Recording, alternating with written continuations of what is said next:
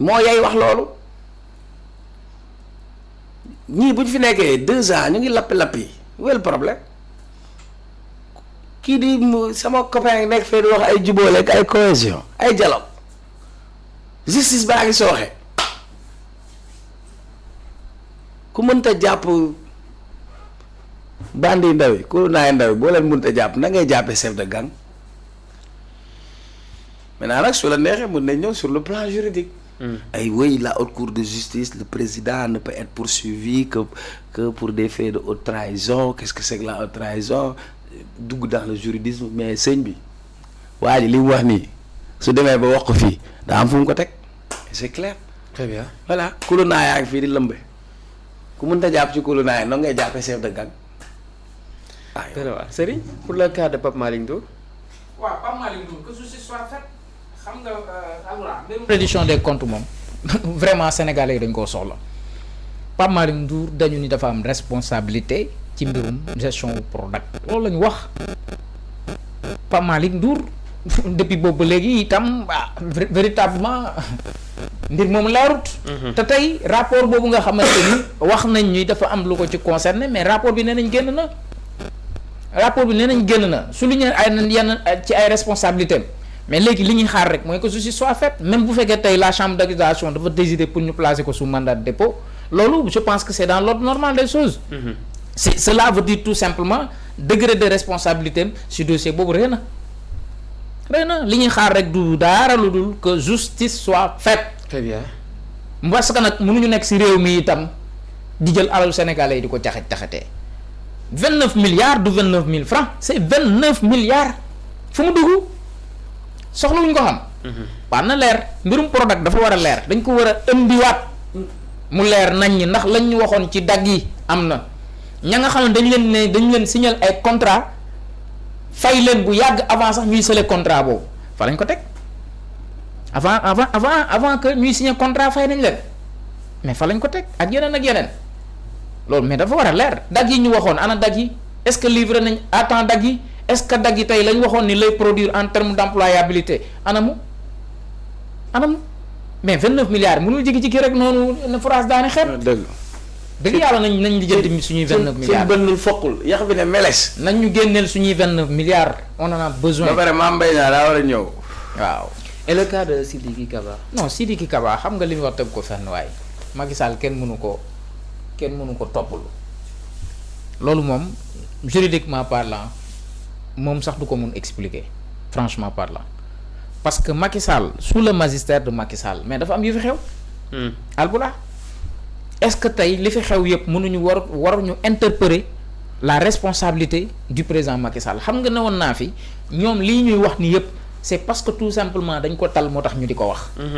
xam nga lu tax ñu tal ko parce que dañ leen may trop de temps. naka la fi mën régime mën a nekkee barki démb li fi xew fi ay nit yu bare dee ñu bare ñu toroxal leen torturer leen ñii ñu maltraiter leen ñii ñu violer leen. kon dañoo dëggal waxu Seydi Gassama. bu baax oui bu baax sax dégg naa li mu wax. nee nañ enquête dafa war a am. mais waxuma la enquête war a am mais dañu war a toppalu am na yoo xam jarul enquête Alboura. am na vidéo yaa ngi fi leer waaw jeex na foofu laa bëgg. waaye ñu fi rey vidéo yaa ngi yow waxuma la sax. vidéo yi fi encore. yow tu sais que Dakar là. ouais. c'est l'une des villes les plus sécurisées. Bamba Cissé demu fi benn salle vidéo poto lampe yi ngand yi mooy caméra 360 yi am na fi su ñu amee volonté lijjanti ko. non bu amoon na merci beaucoup Cheikh. volonté moo si am moo des c'est que dëgg moo ne yàlla. non wax na dëgg. barke yàlla Sonko li mu wax nii dëgg la de. non c'est vrai. Alba Jambaar yow la nga dem di lijjanti yi sama maam. waaw sama papa 1944 la judd. génn na àdduna yàlla na ko yàlla yërëm. 1944 ça fait 80 ans maintenant Jambaar. ngeen bëgg a dem sulli ay néew 84 mais yii nii yu bees yaa ngi fi. Alboura keroog président de la république dafa def discours à la nation. waxul lu si jëm. mu tombeek ci jamono jooju ñu mooy ki jëkkëram ne woon ki ne woon jëkkëram da doon essayer te portable kii ba pistolet ba dóor ko jabaram yaa ngi rappelé wu. waaw président waxul ci presque xaw ko méngaleeg loolu. waaw affaire féminicide si loolu la. waxul si loolu. waa léegi kenn nit la kooku kenn nit kuñ dóor bal mu dee. kuñ ne jëkkëram moo ko dar bal mu dee mu tax président def discours à la nation wax jëmale ci mbir yooya waa léegi les 80 et quelques personnes yi ñu rey nag am na loo xam jarul enquête gis nga booy yi enquête nañ lépp bi ñu dóoree ay bal booy ay bal ñu dee xale yi ñoo génne ay bal téye ne bal yaa ngi nii. waaye Albourakh nag lu waay gàtt nag gis-gis xam ni gis nañ oto nervi bu yëpp ay nervi jóge siège APR. très bien. oto administration loolu dafa jar ay enquête loolu kay da ngay dem jàpp gaa yi rek ne leen ñeex yóbbu enquête yi ñi kay yi jara def enquête kay mooy ñi nga xamante ni kay xamuñu lu leen faat mais ñoo xamante ni gis nañ ñu leen ñu yor ay jaas yi nekk si digg tali bi looy enquête. ana numéro 9 boobu kooku daa soxla enquête. waaye dañu wax. numéro 9 bi la ñuy wax ban équipe la doon. volonté moo ci amul bii la dugal. Albourakh volonté moo ci amul. kay gis nga ko. waaw yow waay gars man c'est-à-dire billaay man après en tournoi barki alxuraan damay toog sax honnête quoi gars c'est-à-dire est-ce que les gens dafa am benn idéal de combat bu nit ñi amoon. Les gens se battaient pour un autre Sénégal les gens se battaient pour plus de justice. Plus d'équité quoi comprendre nga. voilà mais apparemment voilà quoi laisse tomber. les personnes li Sonko di wax nii xam nga Sonko sax dafa xaw a diplomatie mais ñi demee woon Sénégal ba tey ñoo fi nekk. même système bi la. moo tax moo ni le même système est là le même système ñoo fi nekkaat. dañ koo tal wallaay dañ koo tal dañ leen a may temps bu yàgg. très bien. jërëjëf mais Cheikh Oumar Talla pour nga tàggoo ak loolu gis nañu El Malick Ndiaye ci Chine. drapeau Sénégal ak drapeau Pastef bëri na polémique. oui. waaw mais nit ñi ñoo bëgg polémique. mais est-ce que itam li mu def. lu mu war a def la xam nga. vous avez vu la photo. mettez-moi la photo. oui. man gis naa ko mais après polémique kulu naa la. après ba ma gisee dama ne. dans quel cadre la El Malick dem. et puis il faut mettre les choses dans le contexte. oui. génne boo sa photo kon xaaral ma commencé wax. En visite officielle en Chine, nous avons rencontré ce mardi 27 janvier 2026 son Excellence Li, ministre chef du département international du comité central du Parti communiste chinois au nom du président Ousmane Sonko.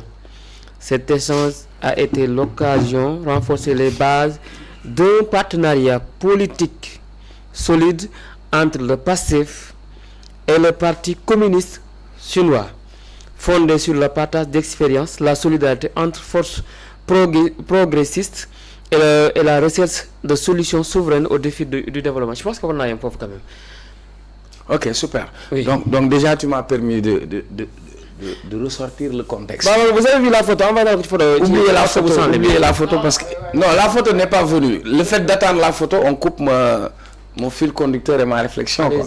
Donc moi, je voulais dire que, d'abord, le fait que tu m'as permis de contextualiser la photo. C'est-à-dire, tu m'as dit que c'est une rencontre éminemment politique entre deux entités politiques où El Malick a dit qu'il représente le PASTEF, mandaté par le président de PASTEF, Ousmane Sonko, pour aller rencontrer le Parti communiste chinois, pour faire un partenariat politique entre ces formations qui ont des idées progressistes.